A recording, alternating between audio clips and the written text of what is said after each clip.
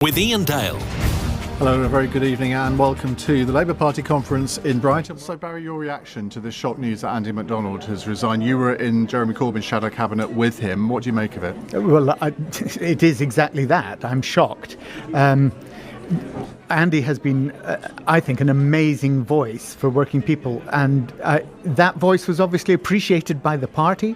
He's just produced a green paper, which the party... We're in Brighton, and we only have 3 microphones. We've got 3 guests here, and we're going to sort of rotate them over the course of the next 90 minutes, because this is a special 90-minute edition of Cross Question. You'll understand why, given the nature of events today, not just here in Brighton, but also all over the country as well. So we want your questions, yes, on what's going on at the Labour Party conference, but also on the issues that are affecting you, possibly to do with the fuel crisis as well. 0345 6060 973. Well, let me introduce our guest to you. Dennis McShane is former Labour MP for Rotherham, and he's got a new book out. It's called Must Labour Always Lose. It's getting a lot of publicity at the moment. I've read a bit of it. I've only skimmed it. I haven't read it all, Dennis. Don't shoot me for that, but it's a very, very good read so far. Jamie Driscoll hasn't got a book out, but he may have his memoirs out at some point, I guess. He is Labour Metro Mayor for the North of Tyne Combined Authority, and Jo Grady is General Secretary of the University College Union, so she might well have some views on education if you want to ask a question about that, particularly higher education. So 0345 6060 973. Call 0345 6060 973. Tweet at LBC. Text 84850. Cross Question with Iain Dale. This is LBC. Well, let's start off with Martin in Doncaster. Martin, hi, what would you like to ask? Yeah, I'd just like to ask the panel. I'm a Labour supporter, and I'd just like to know how long do you think it'll be before they could ever get back into power again? Because I look at Andy McDonald and people like Dan Abbott, Rebecca Longburn and John McDonald and that side of the party. And it was them that... I'm glad Andy McDonald's gone today, because it was them that destroyed the Labour Party. Absolutely ripped it apart, and I just don't see any hope from. You know what I mean? I was glad when Sakir took over, and I just don't. He's just not cut through. He's just not doing the job. Okay. Well, let's put that to our panel. Jamie, you are one of those rare Labour politicians who knows what it's like to win an election. What advice have you got for Keir Starmer on a day when he's lost a member of his shadow cabinet at his own conference? I'm gutted to see Andy go. I was talking about this over breakfast, not his resignation, his New Deal for workers. I thought we got a story there. I had nothing to do with it. But what Martin's getting at is, how does Labour become electable? And you're right, and I won on the basis of saying what I was going to do. The work that Andy's done is about the New Deal for working people. It matters. What we need is to be focusing not on culture wars, certainly not on internal party rejigging, but on what we're going to offer people. You know, what everybody wants to know is, will I have a job? Will my home be safe? Can my kids afford a home? Will I get a good education? Will someone look after me if I'm ill? And if we talk about that, that's the route back to power. I think it's fairly simple. But of course, Rachel Reeves, the Shadow Chancellor, was talking about that at lunchtime in her speech. She must be absolutely fizzing tonight, Jo Grady, because she's been completely... I think normally we would have probably been getting questions about her speech tonight, but I can't see one on it so far, which I'm not surprised by. I think if we look at Andy's record, and just to agree with Jamie for a moment, what he was asking for, particularly on the back of the work that he's just been doing, is a £15 minimum wage. And I think that's actually really important. If you look at the issues in the country at the minute, increasing fuel prices, the government have just announced that they're going to lower the salary threshold for graduates on when they'll start repaying their debt. The amount of money that people have is getting lower and lower, and the costs that they have are getting higher and higher. So if we want to look at how will Labour be re-electable, then it's about raising aspirations, it's about talking to people about the issues that matter to them, and it's really about, I think, making a strong case that, what we're asking for is the bare minimum of what we deserve. And I think that's what people really want to see and hear. So you're right, it's unfortunate that it's gone this way, but I think I want to praise his work and think it's a principled stand. Do you think £15 minimum wage is realistic, given that it's just under 10 at the moment? That would be a 50% increase. Doesn't that feed into this idea that Labour is totally fiscally irresponsible? I don't think it's fiscally irresponsible at all. I think that companies, particularly in the sector that we represent, the fact that we can't get goods driven around the country because nobody wants to work for the wages that they're being offered. This isn't about not being fiscally responsible. I think this has been out of touch with what life is actually like for many people, and backing a deal that people want to see. Dennis McShane, you've been around a bit. You've seen resignations. You've seen shadow ministers come and go. You've seen ministers come and go. Have you ever seen... I think the last time a shadow minister resigned at a Labour conference was... Do you know when it was? 1992. Brian Gould resigned over Labour's policy on the European exchange rate mechanism. That's what I'm told, anyway. Was Brian still in the shadow cabinet then? Well, I wondered that, but that's what Twitter tells me, so it must be true. Good. Look, I could have a debate about massive increases and hikes in the minimum wage, what that does to very small firms, single owner firms who are living also at the edge of what they can afford. That's another debate. But frankly, to do this at the party conference, in the new leader's first proper conference, come on, that is not playing the game. And I don't quite know what is going on, who is playing, who isn't. These issues that Joe's quite rightly referred to were true a month ago, 3 months ago. They'll be true in a month's time, in 3 months' time. But now this completely, as it were, pushes what the Labour leadership, well, a very, very attenuated message that it has. A what? Attenuated. What does that mean for a comprehensive schoolboy? It means the kind of messages that LBC likes to put out: moderate, sensible, calm, coherent. I'll buy that. So to do that, I think the language, the official language, was not very helpful. But come on, this is indulgent, selfish, and irresponsible. Is this core politics at play here, where Andy McDonald is a very close ally of Angela Rayner? Clearly, she's had a few issues over the last couple of days. It takes a little bit of attention away from that. I'm not suggesting that's why he resigned, but it has that beneficial effect. Do you think that she was in on this before he decided to do it, Joe? I genuinely, I wanted us to take a step back, because in the run-up to this conference, the main debate actually was about a rule change which is meaningless to normal people, meaningless to Labour voters. For him to make a stand on this as something that is inherently meaningful to people right now, as costs are spiralling, I think it would be quite unfair to suggest that somehow there's shenanigans at play here rather than a very principled stand. Jamie? I've known Andy for some time. He was a trade union solicitor before he became an MP. This is something that's really close to his heart. He's put his heart and soul into this green paper. The idea that Andy is one of the most principled, decent men you would ever meet. He's never played any games, factional games. He's been happy to serve in other people's cabinet. He's done this because he's really, really hurt that he was asked to go and argue against his own policy. Well, let me put something else to you. At the end of July, he was on my show for an hour taking questions on the subject of workers' rights and protections. And a caller phoned in, Tony in Doncaster, and asked him would he support a 12% rise for nurses. And he said, yes, I would. So I, naturally, as a brilliant interviewer, came back to him and said, but that's not your party policy. And he said, I know it's not my party policy, but it's my opinion. Now, I thought that was extraordinary.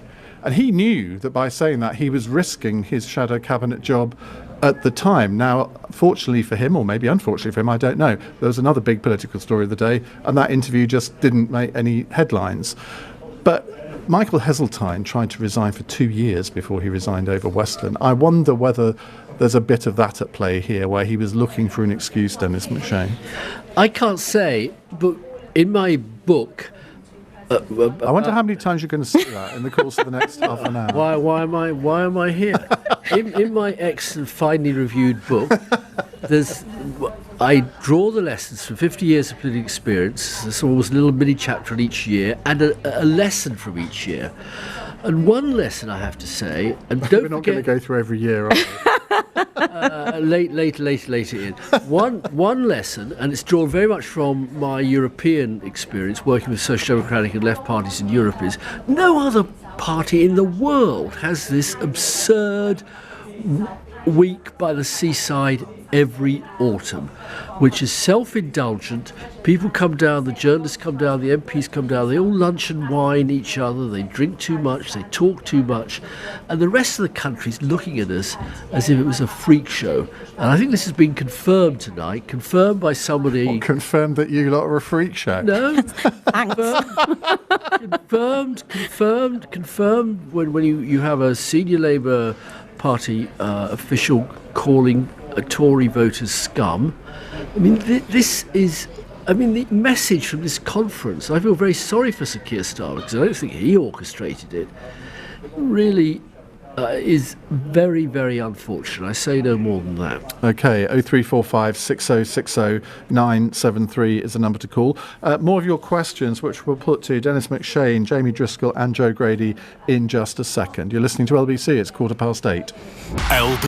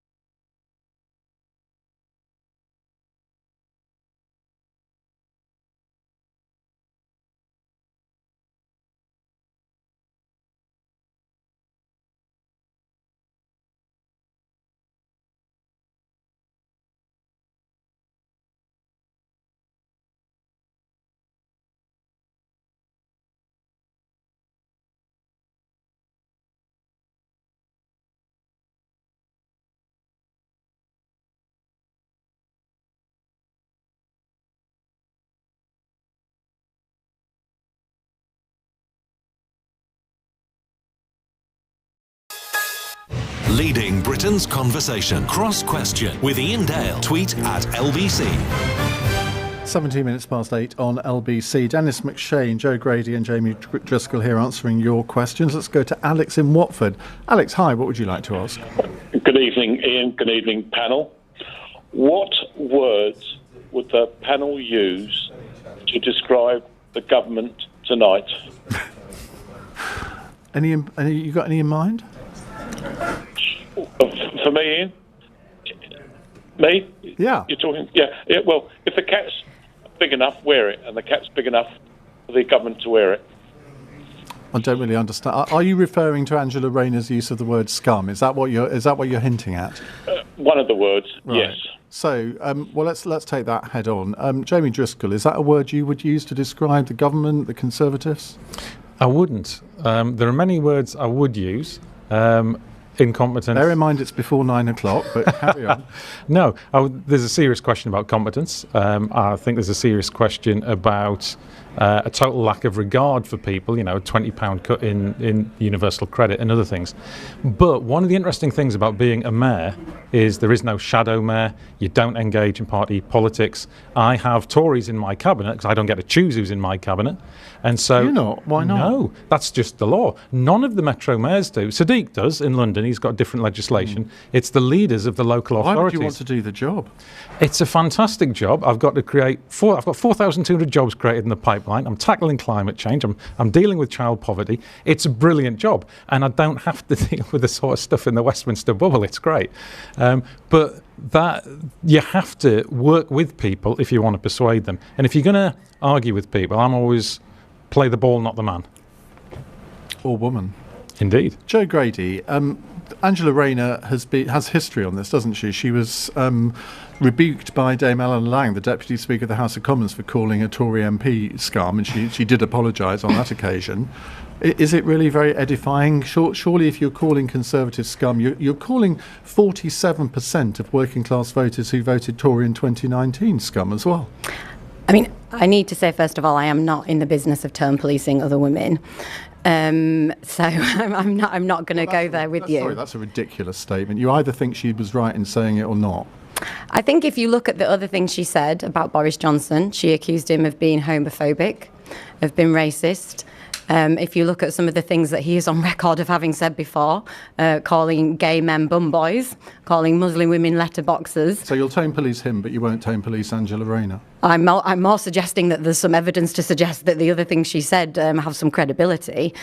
What I would like to see, and I think it goes back to the conversation we were having earlier, is real and serious criticism of the, I was asked what words I would use to describe the government at the minute, chaotic, intransigent, absolutely losing control of the country.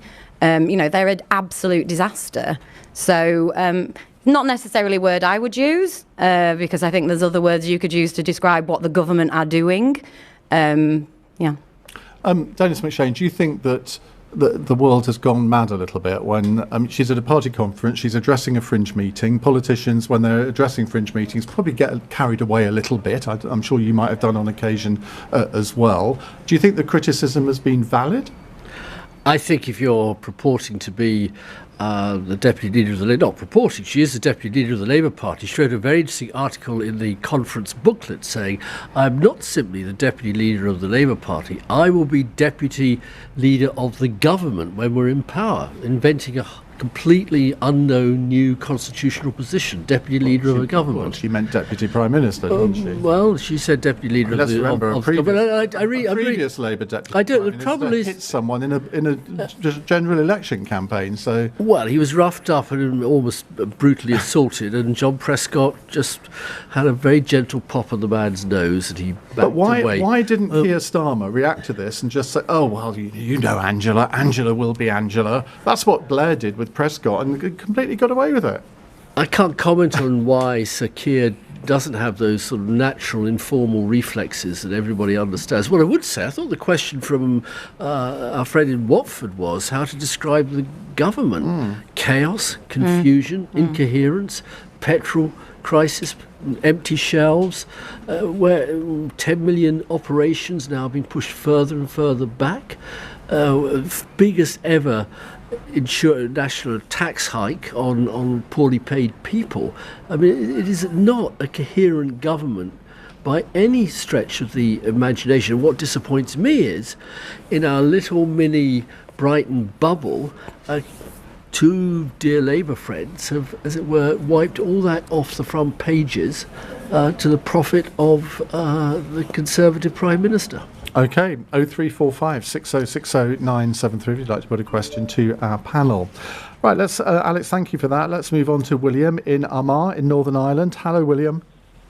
Hello, first time caller, so thank you.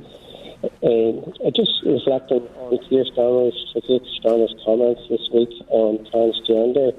Does it really show that he's out of touch with ordinary people and in Brighton bubble? Where he's able to say that it's not right to say that any women have a cervix? Right, now your line is terrible. I hope our panel heard, but just for any listeners who maybe had a bit of a struggle to hear what you were saying there, William, the basic question is Keir Starmer's stance on trans rights just showing that the Labour Party is not in the real world? Obviously, in that Andrew Marr interview, Andrew Marr asked him, is it wrong to say that only a woman has a cervix? He said it was wrong. Rachel Reeves said today that Labour's policy would not be to allow pre-op trans men into women's refuges. That's created a bit of a stir as well. The Liberal Democrats have tied themselves up in knots on this issue. The Labour Party seems to be doing the same, Jo. Yes, they do. And I think that actually when you look at polling of the general public, it suggests that the general public are broadly supportive of trans rights. So I worry, again, that what we're seeing from the Labour Party is them tying themselves up in knots rather than actually being quite unequivocal.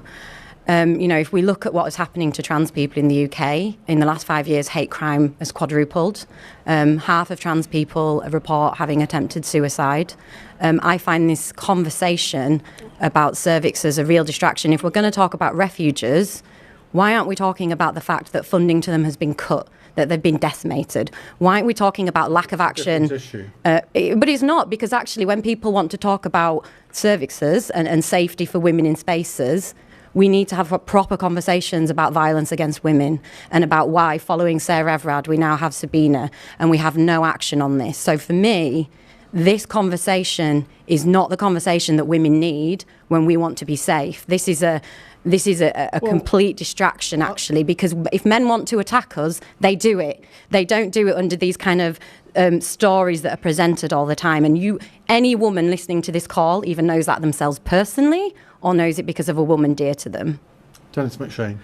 I agree very much with that. I attended the Sarah Everard Memorial in Clapham Common, and I was appalled at the police brutality there. And I do think that we need to have a new police commissioner in London who cracks down on the assaults. That ship may have sailed, Ian, but some ships shouldn't sail, and it's right to say that London and the whole country deserves police leadership that tackles violence against women. But that, with respect, isn't about the use of language and the humiliation of a great Labour woman MP, Rosie Duffield, simply because she chose to use her form of words. I mean, nobody is more solidaristic, supportive of women's rights and trans rights, in my experience, than Rosie. But she's too frightened to come here because the hate language of a tiny minority, and I can remember this against gay people and in other examples, and we've got as a Labour Party to both stand up for the rights of trans people and women, Joe's absolutely right, but also for the right of people to say what they think, what they believe within the broad context of acceptable language. And if we fly away from that and shy away from that, we will turn off an awful lot of voters. Jamie. Well, trans people who suffer the most outrageous bias against them, women who suffer the threat of violence. There's a common cause to be made here on almost everything. Occasionally, you get to very specific issues that need a resolution in law, such as changing rooms, such as rape crisis, all of these sorts of things.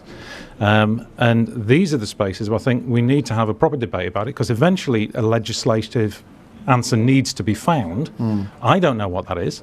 I don't have the experience of the fear of sexual assault the way a lot of women do. I don't face the abuse as a straight white man that trans people do. So my lived experience probably doesn't give me much insight into this. But I do think it's something that the best answer is some sort of proper commission to look at it and find a solution, and then agree to support each other on everything else.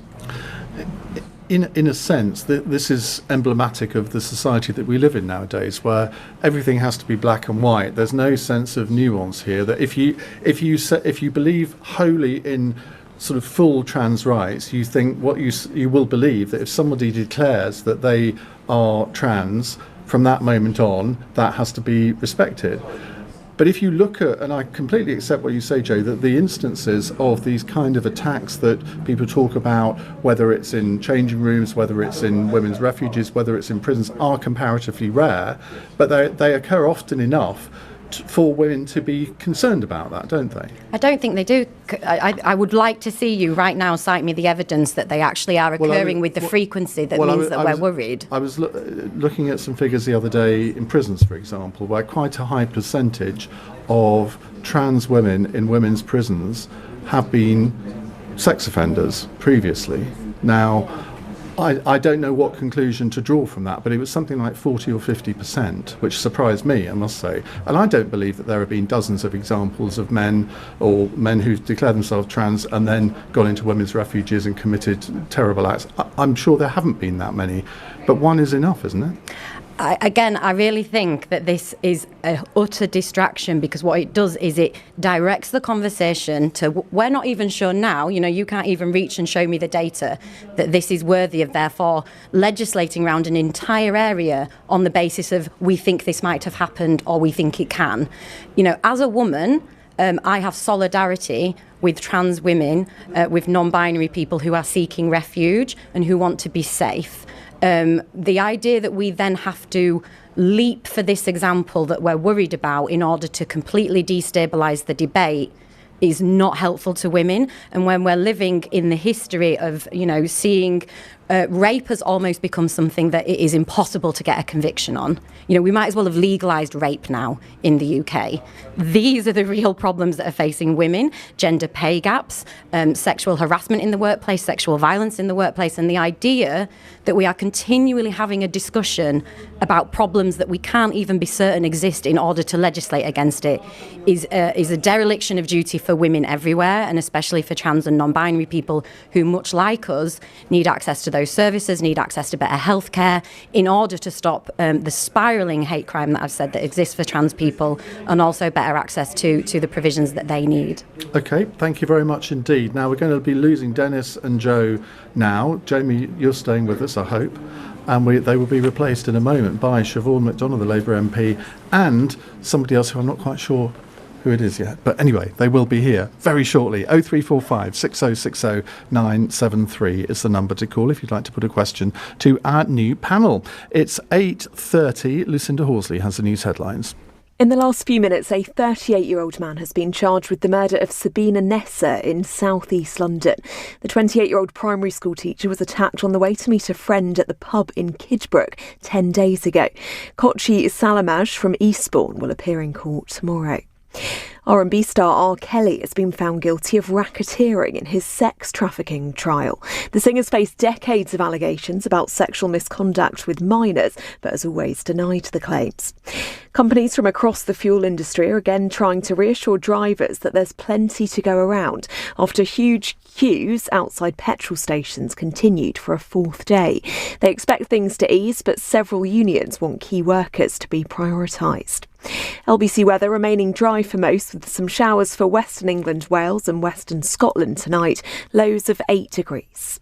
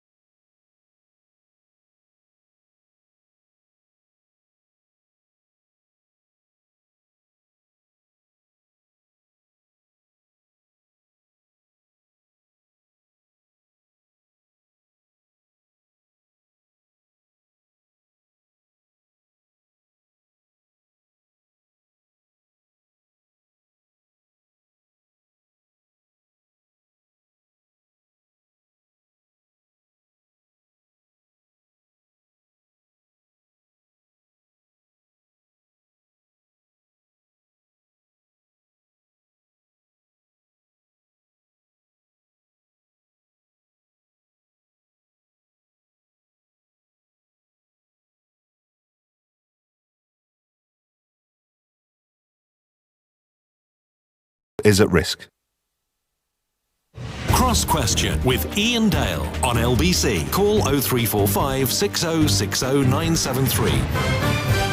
8:34 on LBC. You're watching Cross Question. We have a new panel for you. Well, a bit of older new panel. Jamie Driscoll he's not old, but he is old in terms of this panel. He is Labour Metro Mayor for the North of Tyne Combined Authority. Joining us also, we have an old friend of the programme, Siobhan McDonnell, Labour MP for... Not so much of the old. Oh, sorry, Siobhan. As soon as I said it, I thought that was a big mistake. Labour MP for Mitcham and Morden. And Ellie Mae O'Hagan, who's Director of the Class think tank. Welcome to both of you. Let's go to our next caller. Actually, before we do, breaking news, a man has been charged with the murder of Sabina Nessa. Kochi Salamj will appear in court tomorrow. Not sure if that was covered in our news bulletin or not, so I thought I'd just confirm that. Mike in Reading has the next question. Hello, Mike. Good evening, Iain, and Hello. Good evening, panel. Question is this. So, as reported in the FT yesterday, what did the panel think about the government's plan to reduce the threshold for repaying student debt from £28,000 to £23,000 a year? Ellie, what do you make of that? Because, that's presumably something that your think tank will be looking into quite deeply. Well, what we tend to look into is the working life of British people. And what we're finding is that, the headline economic figures at the moment say unemployment is going down. That's a good thing. And our response at Class is, sure, but we actually need to talk about what kind of work are people doing. And what we're finding is there's been a huge explosion in temporary work, in part-time work, and in underemployment, which means people are not getting the number of hours that they need to put food on the table. And I think this is just another kick in the teeth for young workers who are entering into an economy that's more insecure, that's more low paid. And now they're going to be these low paid workers are going to be having to pay some of their money every month to pay their loan back. And I think we ought to remember as well that the politicians who are introducing this loan benefited from free university education. So I think it's not only is it a hypocritical policy in that respect, but again, we just need to remember these are workers that we're talking about, working people of this country.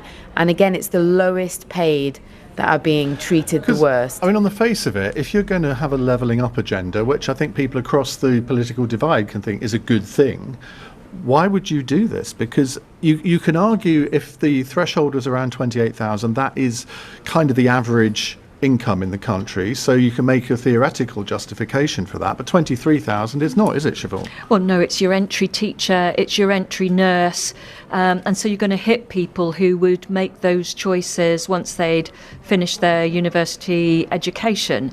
And, if we're looking at the levelling up agenda, we need to look at the whole generational thing, don't we? Just how much are we expecting from our young people, not only paying back their loans, but in private rented accommodation where the rent is extraordinarily high, earning less than perhaps their mums and dads did, issues about pensions. There's only so much that generation can actually take. And what we know now is that you don't get rich by going to work. You get rich by your assets and how much your properties go up, how much your stocks and shares. And so I think it's kind of much wider than hammering the same generation with more. We have to look for those of us who actually have got a very good deal and are probably not any longer paying the contribution we should. And you and I would have had free tuition fees, didn't have student loans. But of course, there was only, when I went to university, it was only 17% of 18-year-olds went to university, whereas that's increased massively. Jamie, this is a dilemma I think that any government's going to have. And if you want to expand higher education, whether it's university education or other forms of education, it's got to be paid for somehow. Now, on the face of it, I can't quite see the justification for lowering it to 23,000, but if you're going to have this system, it's got to be paid for somehow. A huge part of my job is creating jobs. So I talk to CEOs, I talk to the business organisations, I talk to the CBI just today. And what everybody tells me is they want a highly skilled workforce. So that means lots of people going to university. we shouldn't see this as something the individual has to pay for. We should see it as the same way as we see primary and secondary education, the same way we see the NHS, the same way we see the road infrastructure. It is the foundation of any modern economy. So we have to find a way whereby this is paid for in general. Now, that's a whole big taxation debate. You know, should we have wealth taxes? Should we have income taxes? Should we have corporation taxes? But that's the way it's got to be, because at the moment it massively disadvantages people who've done something that requires a great deal of skill but really isn't very highly paid. A lot of these are key workers, social workers and so on. Jamie, I'm not sure that I completely agree with you. I do think the opportunity to go to university means you should make a contribution. I think the balance is how much of a contribution.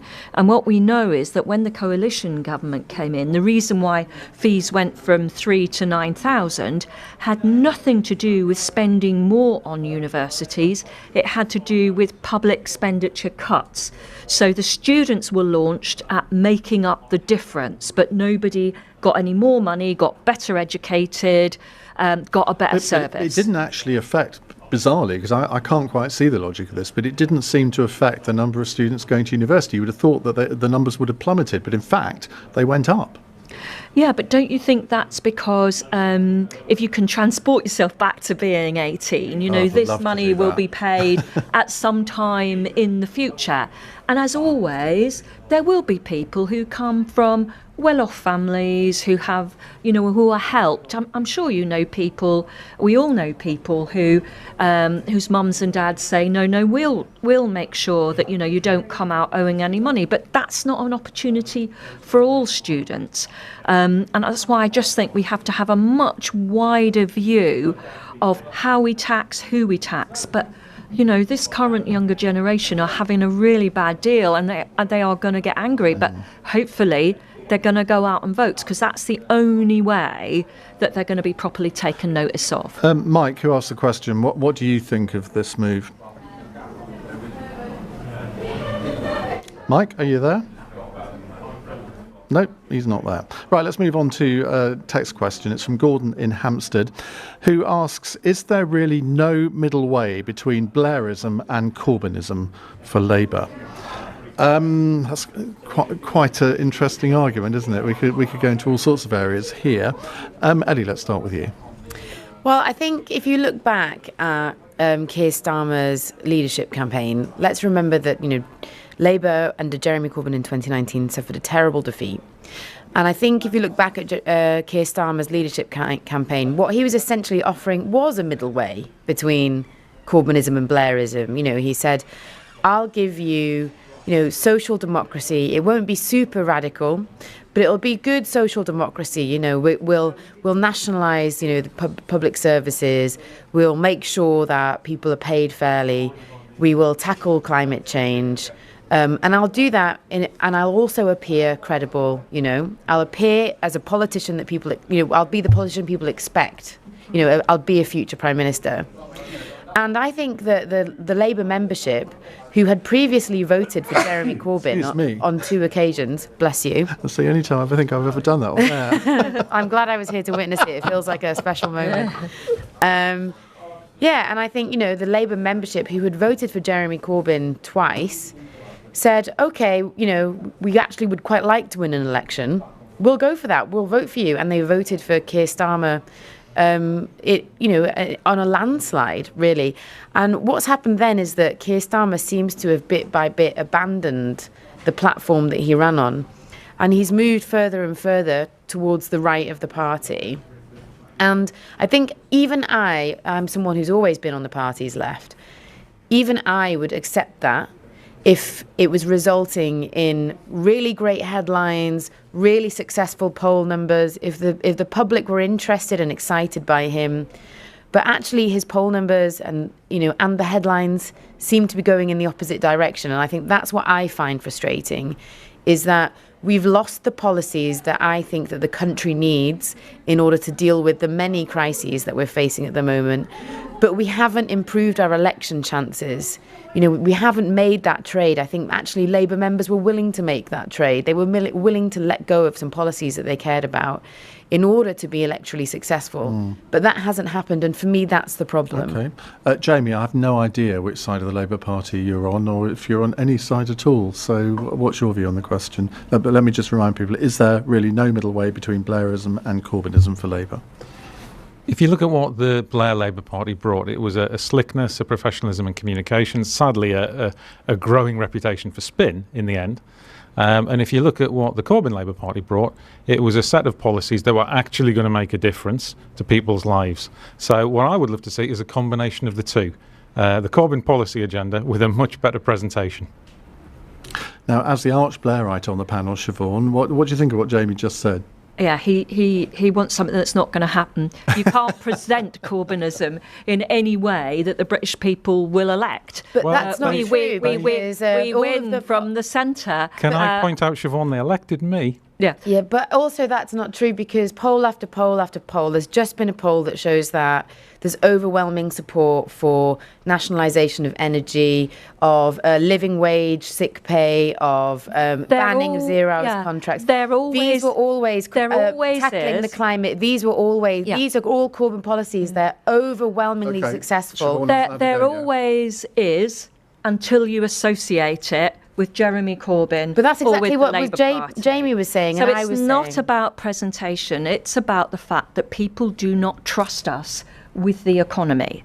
People will tell you that every policy in the 2019 general election was enormously popular.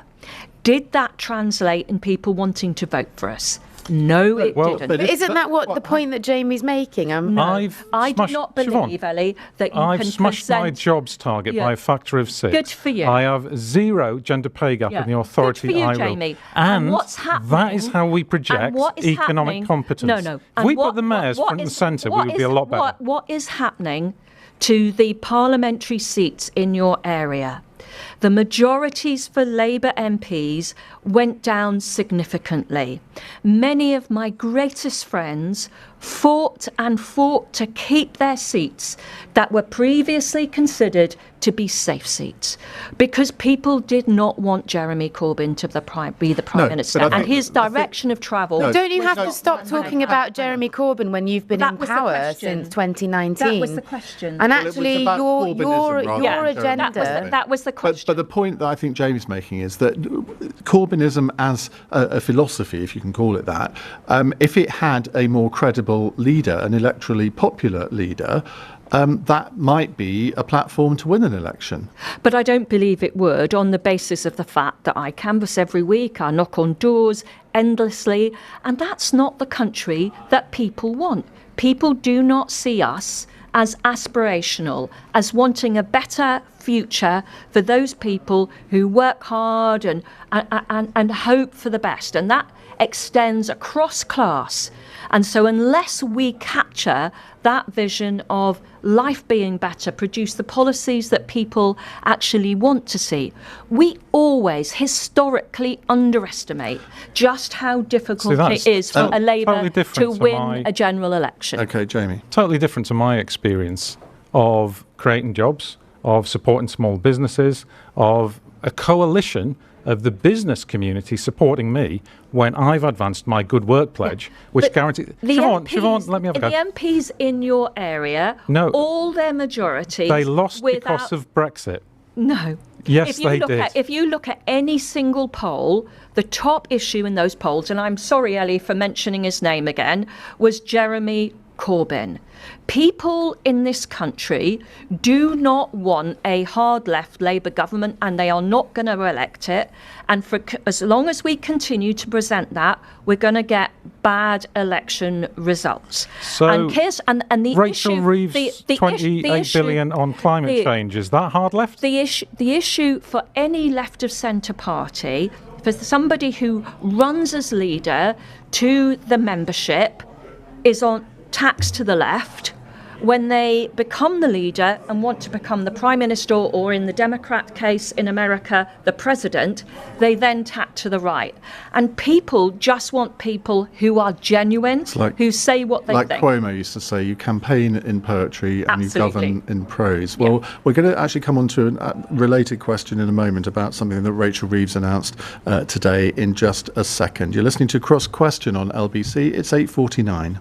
Nick Ferrari at breakfast. Back tomorrow morning from 7. Listen on your radio and on Global Player. Shadow Chancellor Rachel Reeves, the same question that was put to the party leader. Is it transphobic to say only women have a cervix? This issue has just become so divisive and toxic. Is it transphobic, yes or no? Is it transphobic? Look, I don't even know how to start answering these questions. Nick Ferrari at breakfast. With the British Airways American Express Accelerating Business Card. Check out the world. LBC.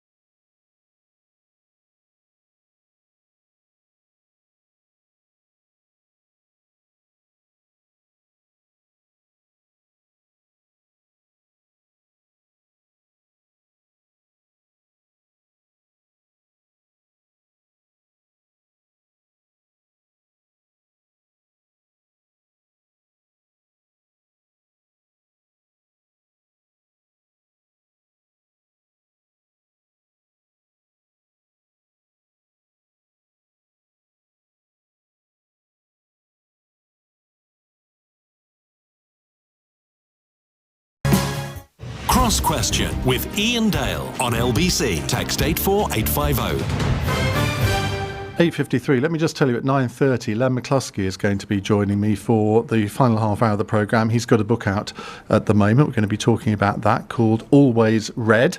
Very unoriginal title, I think, in a way, but I'm looking forward to that. And then between 9 and 9:30, I want to get your views on the resignation of Andy McDonald. So if you've got views on that, the number to call 0345 6060 973. Our panel: Siobhan McDonough is Labour MP for Mitcham and Morden, Ellie May O'Hagan is Director of the Class think tank, and Jamie Driscoll is Labour Metro Mayor for the North of Tyne Combined Authority. And that's the last time I'll have to say that. Thank goodness for that, because it's very difficult.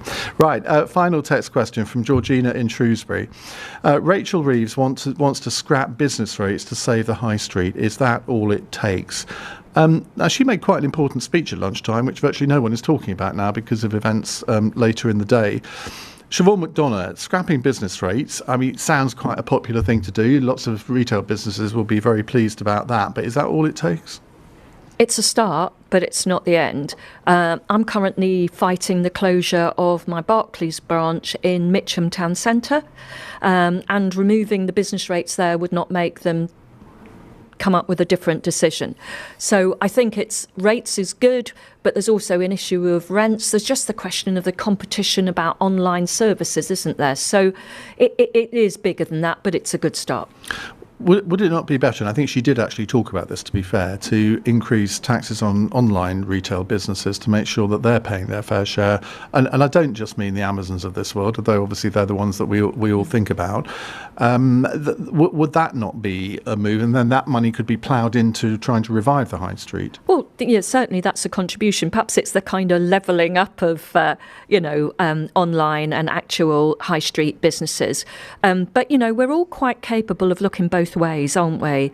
Getting our stuff online and then lamenting the state of the high street. And the people who lose out are Are you pleading guilty to that, Siobhan? No, actually, I like to go to shops, but I can quite see how that is easy. But older people who are disabled, all that sort of stuff. It's so sad to see some of our town centres. It is sad, but I mean, Barclays presumably have got a reason for closing their branch, and it must be because many of their customers in your area are now using online banking, and the footfall going into the branch doesn't justify keeping it open. Well, they're not providing a social service. But why not? I mean, they're always the government is always there for them when the going gets tough. They did very well out of the backing of loans during coronavirus. Many banks, not particularly Barclays, got lots of support during the crash in 2008. The hand is always out when there's trouble to the to hand out to the government. Sometimes some things need to go the same way back, and that many of the customers of Barclays have stood by them over decades and have a reasonable expectation that they will then still provide a service. I don't mean to have a go just at Barclays, but they their first six months' profits this year were considerably up, over £5 billion.